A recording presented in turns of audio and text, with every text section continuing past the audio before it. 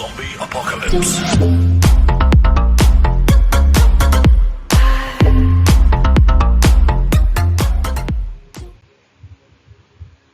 Okay, isang magandang araw sa inyong lahat. So, today's topic is NSCP load provisions and load combinations, okay? So, actually, the code na gagamitin natin dito is 2010, but ang maganda lang kasi dito, yung provisions ng 2010 at 2015 are the same pagdating sa provisions of the load and combinations of the load. So, we will try to understand now, ito yung magiging jumpstart dun sa pagdi-design ng reinforced concrete beam, column, and slab. We should appreciate muna and understand how do we introduce the load within the design criteria. Okay? So get ready to be neurorized.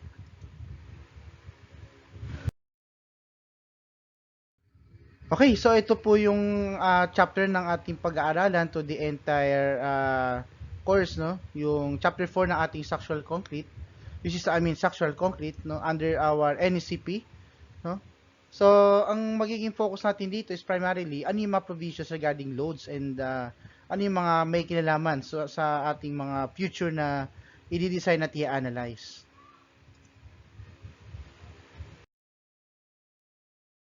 No? So, under section 404.3, by the way, ang pagbabasa po nito, yung unang digit represents the chapter, no?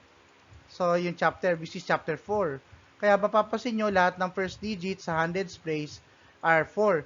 The next two, okay, ito yung 04 na to, for orientation purposes, is actually the section inside the chapter. Okay? And then followed by, yung kung may mga 0.3, okay, o 0.3, 0.1, so ito po, ang tawag sa kanya ay, with an arrow, okay, are subsections. Kasi sa mismo section, marami pa siyang clause of the, or inside code, ano? So therefore, yung titawag natin subsections para or what sometimes we call a specific section, yung pinakabuo niya. Okay?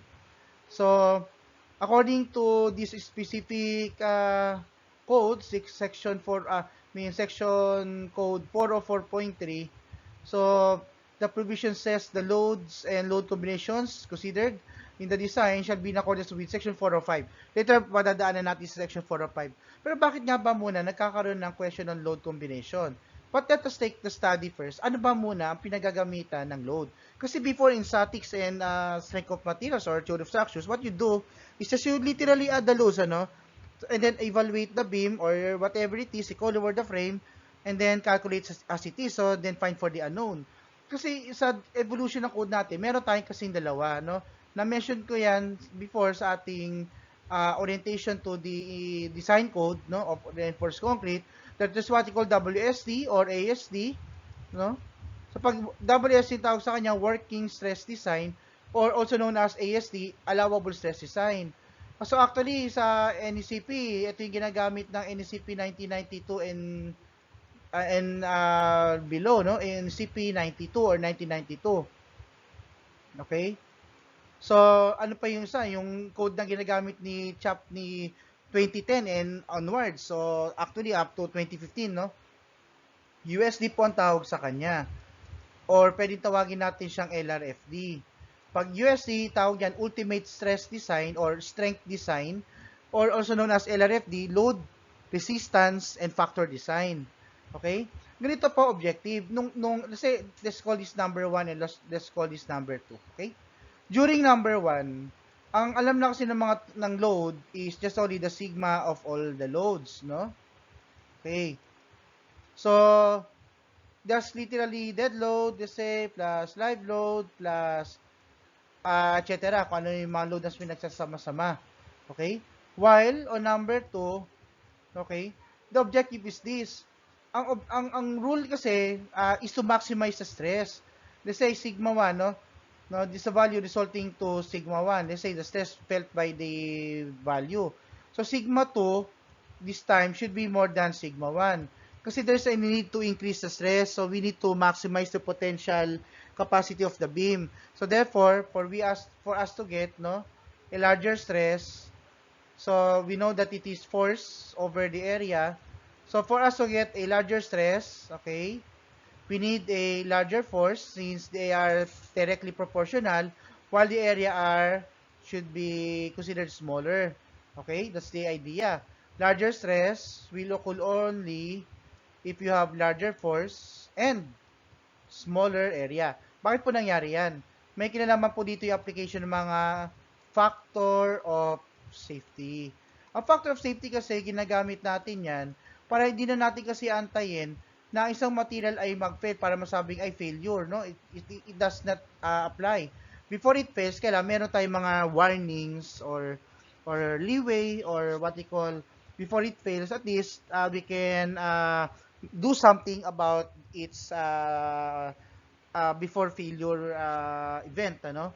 So, para ma-preserve kahit paano yung life of the structure. And of course, the occupant. Siyempre, priority natin, safety first, no? So, therefore, the factor of safety applies to increasing or amplification of the load, and factor of safety in decreasing or reducing the area itself.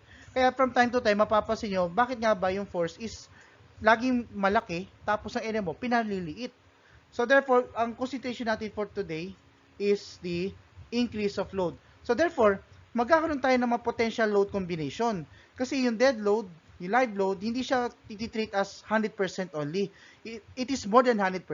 So, by how much percentage to be added, let us try to find out later. So, our expectation is we will get, no, yung force na from USD should be more than the force taken from WSD. That's why 404.3 exists. Now, 404.4, structural system and load paths. This discusses the directionalities of the load forces. Siyempre, from top structure up to the bottom. Siyempre, ang pinakalas nito yung foundation. But actually, saka natin nire-review naman yung mga joints and connection after designing from top to bottom, then finally the connection. Note that the most commonly cause of failure, it is not actually the design of beam frame or column or slab. No, it is actually the joint. Kaya ito yung nasa final listings of reviewing kasi usually well-designed naman yung superstructural elements up to substructural. However, sometimes it fails, no? Katulad ng foundation. Yung dowel bars, pag mali ang design ng dowel bars, it may fail. Although the design strength is of that particular foundation is good to resist the moments that it can carry and shear force and axial force. Pati yung beam, ano, kaya niya i-resist yung flexion, yung column kaya niya i-resist yung flexion, yung compression o yung pati yung weak beam strong column effect and etc., no?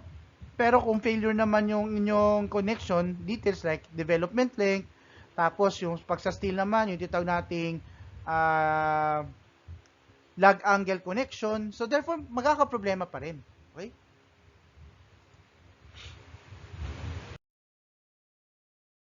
So let's talk about the section 405 as mentioned earlier, no?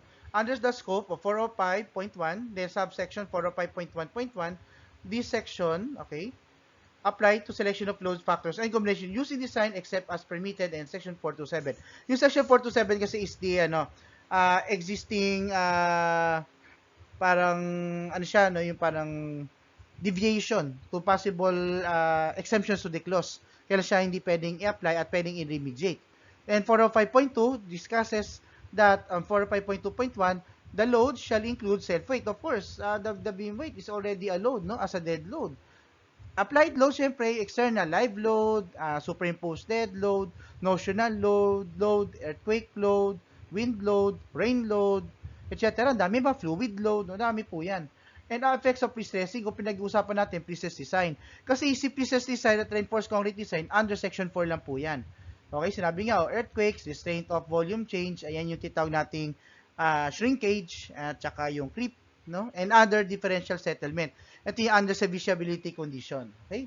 Now, under section 405.2.2, loads in seismic zones shall be in accordance with the General Building Code.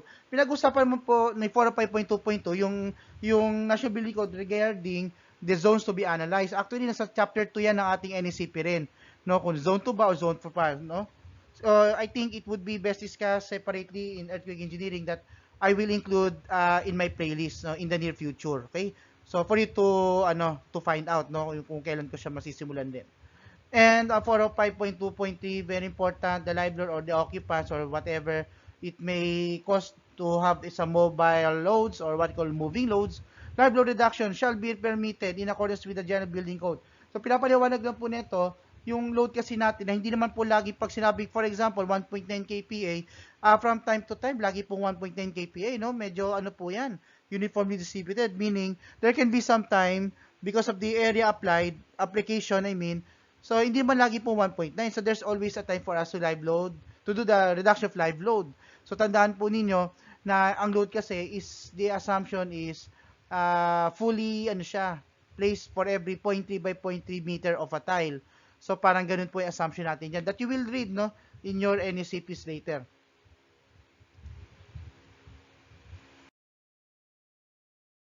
So kung nakikita nyo po, ito yung mga titawag nating load factors and combinations. Very important po ito sa USD methodology, assessment of the load. It mentions here in 405.3.1, required strength U shall be at least equal to the effects of factor loads in table 405.3.1. So kung napapasin po ninyo, na nagkaroon po tayo ng mga sets of equation. Ito po yung matitawag nating load combination na gagamitin natin from time to time as we design and analyze beam, column, slab. Okay? Actually, pati foundation, ginagamit din yan. So therefore, actually ito, minention din po ito sa chapter 2 that I will try to discover later, no? To discuss with you. So for the meantime, take a closer look. Ito po yung mga load combination, may 1.4D, meaning kung sa sa WSE, U is equal to D lang yan, kung sa galing dead load alone. So pag dead load and live load, you just add dead plus live, okay? But here, yung D representing dead load, so 40% ang amplification, meaning increasing. So tama yung rule, ano, na increasing. And then 1.2 dead load, okay, plus 1.6 live load, L, plus 0.5 of roof load, or R is representing, I think, rain load, no? Tingnan natin kung ano ibig sabihin ng R mamaya, and etc. So may mga prevailing load kang sinatawag dito, okay? Kapag given yung dead load, use this. Pag given naman yung live load, dead load plus live load, yan malamang. Kasi hindi pwedeng mawala ng dead load ng isang material kasi may self-weight. So sa third naman prevailing is the roof load, okay? And then the rain load, I think it's R, okay? And so on. Except that the wind load is 0.5 here, okay? And 1.6 for the earthquake kasi yung most likely occurrence niya sa isang structure. So, pinaparticipate din naman niya ng existence of the load. Yun nga lang, hindi naman lagi wind load at earthquake loading load.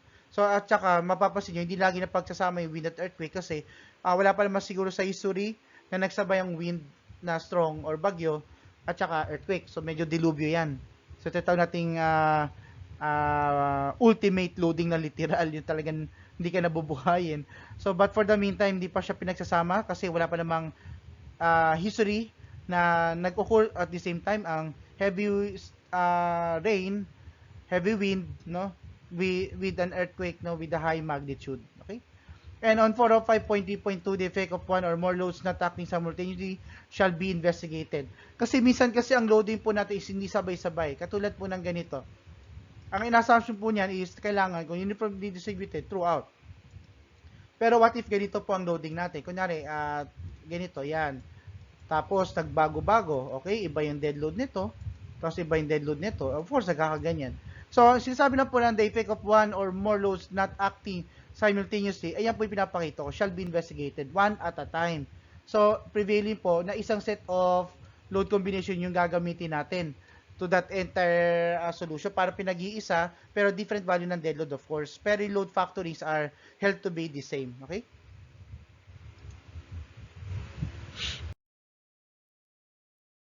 Under 405.3.3, ito yung load factor on live load, IL, in equations of 405.3. So, sinabi natin kanina.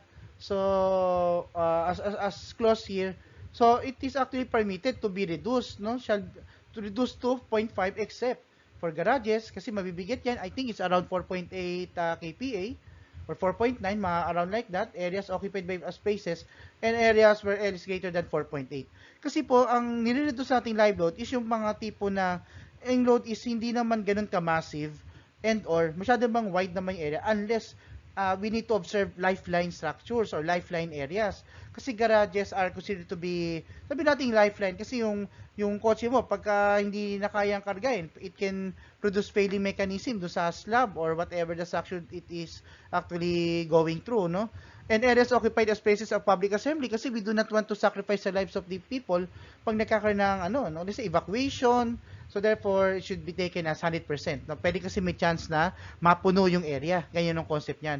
And higher than 4.8 kasi mabigat to. Nilada na to by my experience. So usually, ito po yung mga nakikita sa industrial warehouses, no, na talagang yung steel rack, punong-puno, okay? And or mga makinang nagbabibrate at mabibigat, okay?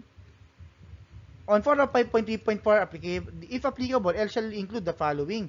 Of course, concentrated live loads, ito yung vehicular loads or moving loads. Crane loads, syempre, important yan kasi it is part also moving. Loads on handrails, kasi actually yung paghahawak nyo sa handrails, if you're in the mall, dinidesign po din natin yung handrails eh. Dalawa pong consideration yan to give you a short idea. Vertical, there's a code, and horizontal, there's a code. Nilalaterally distribute yan. Mamaya, I'll try to cover that up. O guardrails and vehicular barrier systems. Okay? Impact effects. Usually, sa mga ano to, for example, elevator, siyempre, meron katitawag na dynamic effect. Sama na natin yung vibration effect kasi they can come up into one. Kasi whenever vibrate, it impacts. Okay? So, may mga kondisyones siya sa live load, no? Specification. So, yung titawag natin pounding, pwede yan. Okay?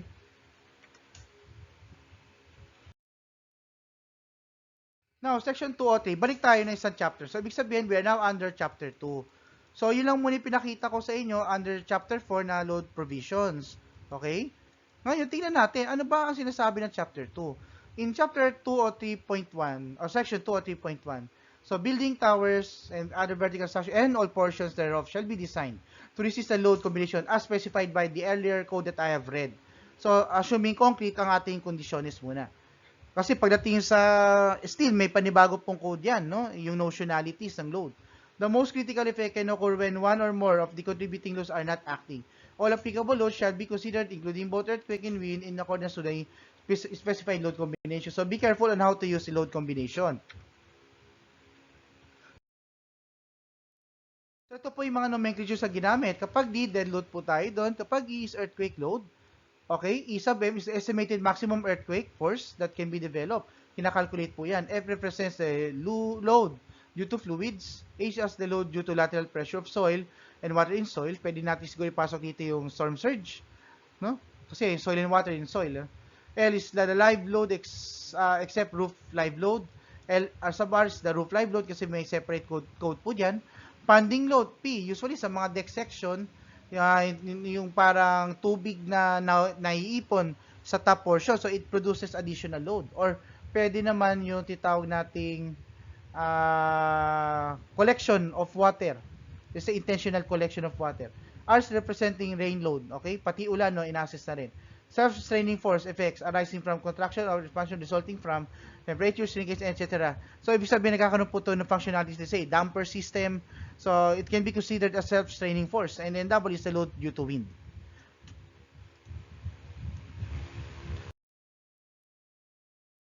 So, kung mapapansin niyo po kayo sa chapter 4 na binanggit natin, ito rin po yung nakikita nyo. 1.4 dead load plus F, the fluid force, plus etc. They are the same. Nga lang, paano gamitin po yan? Knowing that you know the D, you know the W, you know the H. So, where strength, ito, basahin po natin, 203.3.1. So, where strength design or load resistance factor design is used, or yung titawag natin USD, no? USD, or ultimate stress design, also known strength design, or load and resistance factor design. Okay? Actually, pwede mo siya tawagin, load resistance factor design, tama yan. Okay, is used structural portion thereof shall resist the most critical effects. The term is most critical, meaning you have to use all of these possible load combinations, if all the loads are present, and then use the largest value will exist. Yan yung critical eh. Bakit naging critical? Ulitin ko lang po. We need a larger stress. Tama? Hindi niya sinabing pagpili. Kasi alam niyo sa Nscp natin, ganyan hindi niya sasabihin sa'yo kung choose the smallest, choose the largest, hindi. Sabi niya, choose at least the value of, be the maximum of. Para siya may less than equal, you have to understand that, no? From time to time. So, sabing most critical, tingnan natin, ano yung most critical? Pagdating sa load, we need a larger stress, so we need a larger force and a smaller area. To make the stress be critical, we have to amplify the load. More amplification is the more critical it is. So, therefore, we choose the largest load combination. So what you're going to do, calculate as is. Kung be given naman si dead load, dito lang. Okay? Kapag given yung dead load, unahin mo yan, tsaka ito. Okay? Kapag given naman yung wind, una yan, ito, tsaka yan. Okay, lahat ng available load sa pwedeng gamitin, gamitin nyo po lahat ng load combination. And then choose the largest. Okay? Pero kayo napansin nyo, no, if dead load lang yung given, sabi nung controlling factor, use the first one. Kapag given naman yung live load, use the second one, siya yung controlling factor, and etc. etc. Nakalagay naman doon. Okay? So, it is easy to understand and how to use. Just apply.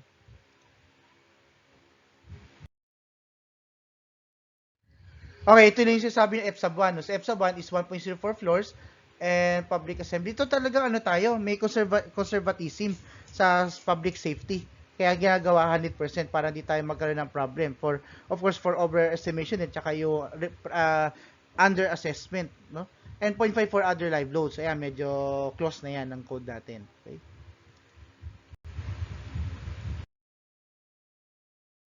So, under 203.2.2, syempre may other loads sa tinatawag. Pag-aralan natin.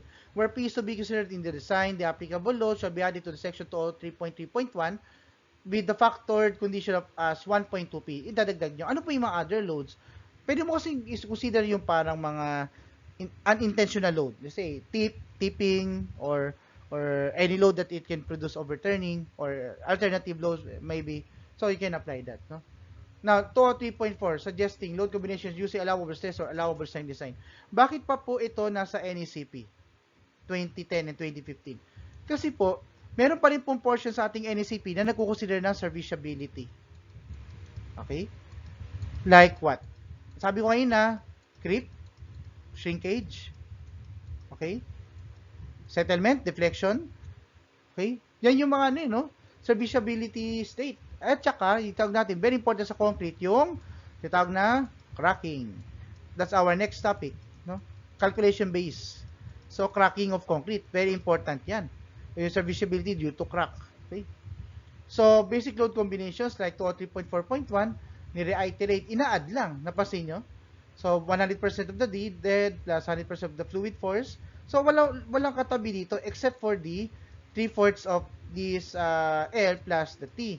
LR or R. Ibig sabihin yan, it's either of the two. So, parang we are removing 1/4. Parang hindi naman siya fully stationed. Yung load niya as a whole percentages. So, ito po ay proven na already by the past engineers na gumawa ng code na to. Actually, it is ACI 318 committee.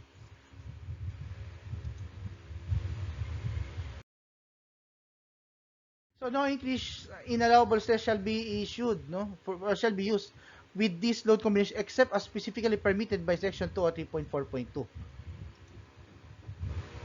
Ito na po siya. Yung 203.4.2 is the alternate basic load combinations. So, pwede natin gamitin to, but let us take the paragraph, no? In lieu, in the place of the basic load combination specified in section 203.4.1, okay? Sa WST po yan.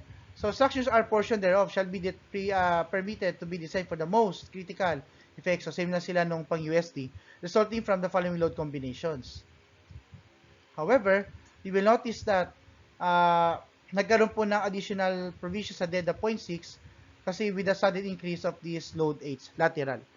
Okay? Kasi usually si lateral force with the effect of earthquake ito usually, or the lateral force with the effect of wind. Okay? Siguro di pa naman dapat, I hope, no, wag mangyari. Yung lateral force is due to pinagsamang wind at saka earthquake. Naku po, delikado yan, no? Medyo dilubyo, kung tawag dilubyo load. Crane hooks load needs not be combined with the roof live load or with more than 1/2 of the wind load. My take on this is this, no? Bakit nga ba? Based on my experience in investigating a warehouse, let's say in South Cotabato, where yung tinatawag nating yung sa dole, yung paggawa ng pinya, no, yung produktong pinya.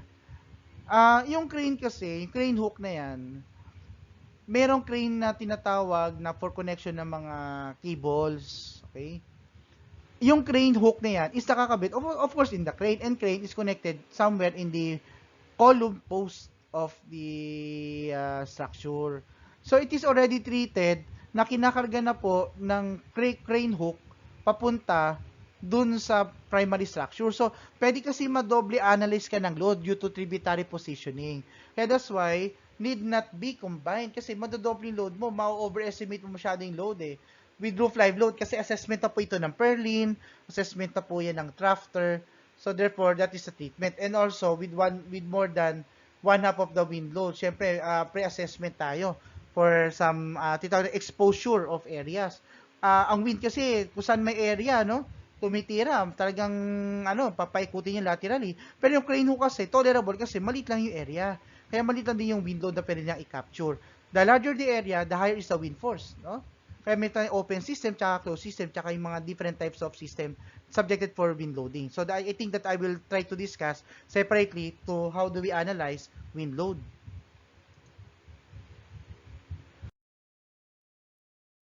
Under 3.4.3, other loads where P is considered in the design, each applicable load shall be added. Yung parang kanina, so plus P lang. Kung kanina sa USC, 1.2 P, kasi pinanindigan ni USC na talagang load magnification ka, 20% increase. But here, just P, you just add P.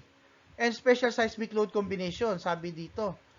Okay, under, for both allowable stress design and LRFD, so under, ano na ito, no, commonality, no, with the following load combination for seismic design shall be used. Specifically required by Section 208, another code to review. Kasi dito, mga section ko sa is magkakatahi-tahi. Or by chapters 3 and chapters 3 to 7 kasi may pang steel, may pang foundation excavation, etc. etc. No? So therefore, we are permitted to use these two load combination given that you satisfy this condition.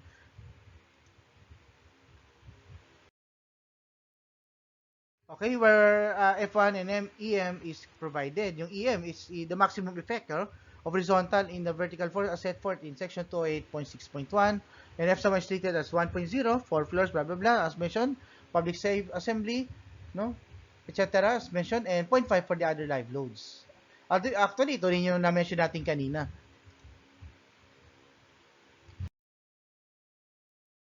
Okay, that's it. That's for the load provision and load combinations. I hope this converts you into a more productive day of learning something new, or maybe natutunan nyo na but allow me to review you. No? So, para naging purpose of review. So, by this, thanks for viewing. And another tradition to exercise.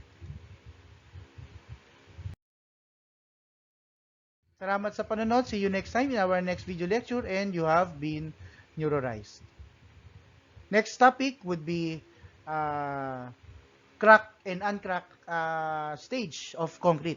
So, dito natin malalaman kung ito ba may necessity for reinforcement or none. So, see you in our next video lecture.